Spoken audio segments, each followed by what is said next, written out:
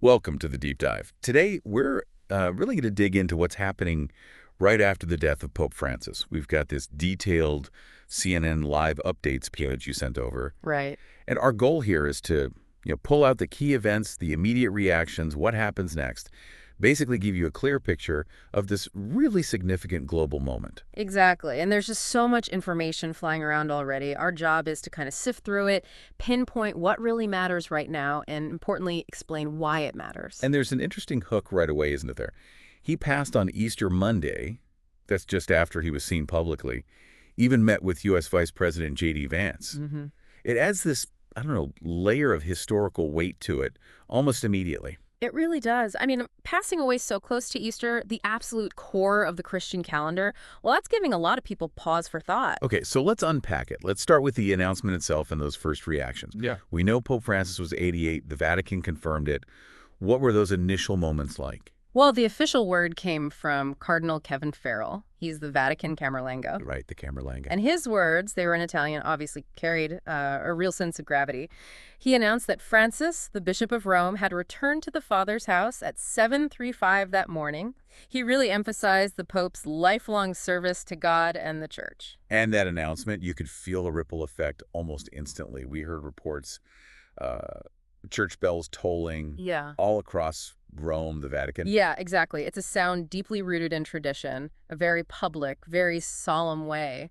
The Church marks the passing of its leader, creates a powerful atmosphere. And what about the people, on the ground, St. Peter's Square? What were folks saying as the news spread? Reports say the square started filling up. We heard from some tourist people there for Easter weekend. One Italian visitor said the news struck in every sense. They knew he'd been ill, but, well, it still hit hard. I can imagine. And an Argentinian tourist pointed out the timing, Easter weekend, especially given Francis was Argentinian. They described it as sad but also grateful, a celebration of his life. That makes sense. Let's shift to his final days then. It's actually pretty remarkable how much he was doing, considering, well, everything we knew about his health issues. Can you walk us through that? Sure. He was quite involved in the Easter celebrations. He even gave the Urbi et Orbi blessing. That's the big one, right? To the city and the world. That's the one. It offers an indulgence, which is significant in Catholic teaching about forgiveness. Now, an aide read the main address for him, but Francis himself said, Happy Easter. And notably, he wasn't using the nasal cannula for oxygen support then. Oh, interesting.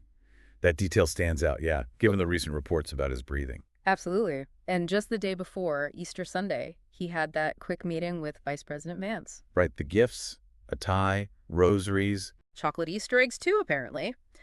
And earlier, on Thursday, he'd visited a prison in Rome. Saturday evening, he was at St. Peter's Basilica. So, despite the bronchitis, the pneumonia in both lungs, remember losing part of a lung years ago, the knee pain, he was still very much present. It really paints a picture of dedication, doesn't it? Now, looking back at his whole papacy, what are the key things? What should we remember him for? Well, several things jump out immediately. First, obviously, being the first non-European pope in, nearly 1,300 years. That was huge, symbolically, a real shift. Definitely. Then there was his focus, very consistent, often quite vocal on migrants. That put him at odds with some political figures, didn't it? Especially concerning U.S. immigration policies under Trump. Exactly. There was that February letter he wrote to American bishops. He directly criticized deporting people fleeing poverty, danger, environmental problems, said it damaged human dignity. Pretty strong words. It wasn't just about charity. He was challenging political narratives. Very much so, forcing a kind of moral angle into policy debates in the West. And that stance, it definitely got worldwide attention. Oh, absolutely. Even VP Vance mentioned their differences on it during that recent meeting. But beyond migration, Francis was always advocating for the poor, the marginalized. Climate change was another big push for him. And he tried to be a bridge builder. Yeah, he positioned himself that way, actively seeking dialogue, across different faiths.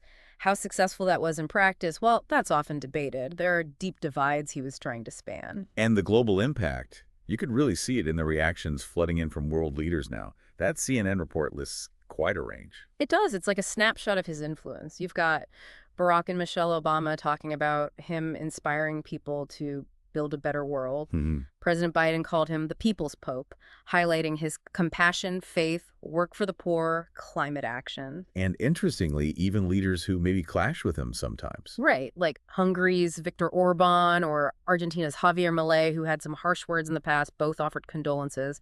Milei even said it was an honor to have known him. That says something, doesn't it? It does. Then you have Palestinian Authority President Mahmoud Abbas calling him a symbol of tolerance. Okay. Ukraine's President Zelensky mentioned his prayers for peace there.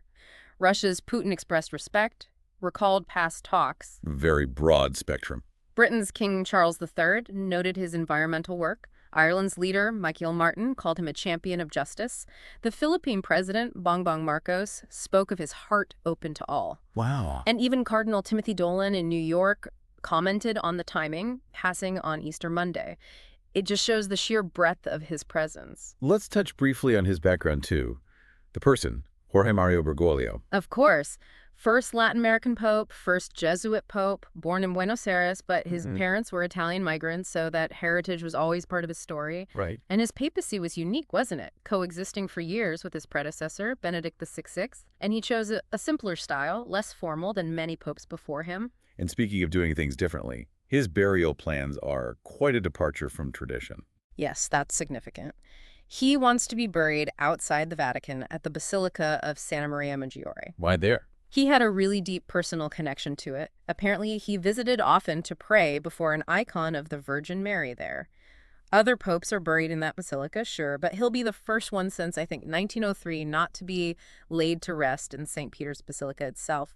It really underscores how special Santa Maria Maggiore was to him personally. Makes you wonder what drew him there so strongly. So now that he's passed, what happens? We're in this phase called the papal interregnum. That's right. It officially starts now. It's a period of mourning, but also a period of transition. Cardinal Kevin Farrell, the Camerlengo we mentioned earlier, steps into a really critical role. What does he actually do? Okay, so his responsibilities are pretty specific. He has to formally verify the Pope's death, get the official death certificate drawn up, oversee the sealing of the Pope's private apartments. Ah, right. And then he takes charge of organizing the funeral arrangements and everything needed for the conclave, the election of the next pope. He's basically running the show during the vacancy. Essentially, yes, managing the church's day-to-day affairs. And it's maybe worth noting he's an American cardinal, fluent in several languages, English, Spanish, Italian, even some Irish Gaelic, apparently. Could be useful in this global transition. Okay, and what's the timeline we're looking at for the immediate next steps? Well, the Pope's body could lie in state in St. Peter's Basilica, maybe starting Wednesday. That allows people, dignitaries, the faithful, to pay respects. The funeral mass itself usually happens between the 4th and 6th day after death. And after the funeral. After that, things move towards the conclave. That's the secret meeting where all the cardinals under 80 years old gather, their sole job, electing the new pope. How long does that usually take? Typically around 2 to 3 weeks. But, it can vary. It's a very secure, very traditional process. And there's that interesting bit of trivia about who can be elected, isn't there? Yeah. It's not just cardinals. Technically, yes. Canon law says any baptized Roman Catholic male is eligible. But look, the last time they picked someone who wasn't already a cardinal was way back in 1379. Wow, okay. So realistically, in modern times, the next pope is almost certainly coming from within that group of cardinals meeting in the conclave. They know the church, they know the Vatican. It's the practical reality. Right. So as we sort of process all this, what are the main takeaways for our listeners right now? I think the big picture is Pope Francis's death really closes a major chapter for the Catholic Church. His time was marked by that strong push on social justice, trying to modernize the church's approach, its outreach. And a significant era ending. Definitely. And what we're seeing now is this immediate mix of deep mourning across the church, but also the start of this centuries-old, very complex tradition to choose his successor. It's a process with huge historical and spiritual weight. And understanding all this, it's not just for Catholics, is it? It has wider relevance for anyone watching world events. Absolutely. The Catholic Church is still a massive global player. Its moral voice, its social influence, its diplomatic role, it touches so many international issues. Like migration, poverty, peace efforts. Exactly. So understanding who leads the church, what their priorities might be, it gives you vital context for a whole range of global affairs. Knowing about this transition helps make sense of future international developments. So thinking ahead then, as the cardinals get ready for that conclave, get ready to choose the next leader, here's something to ponder. When you look back at Pope Francis's legacy, which parts do you think will most influence their decision? What aspects of his papacy will weigh heaviest in that room? That's the crucial question, isn't it? And looking forward, what are the biggest challenges waiting for whoever comes next? Stepping into this role in, well, the world we live in today. It's a huge moment of change, and the choice they make soon will really shape the Church's path and its global role going forward.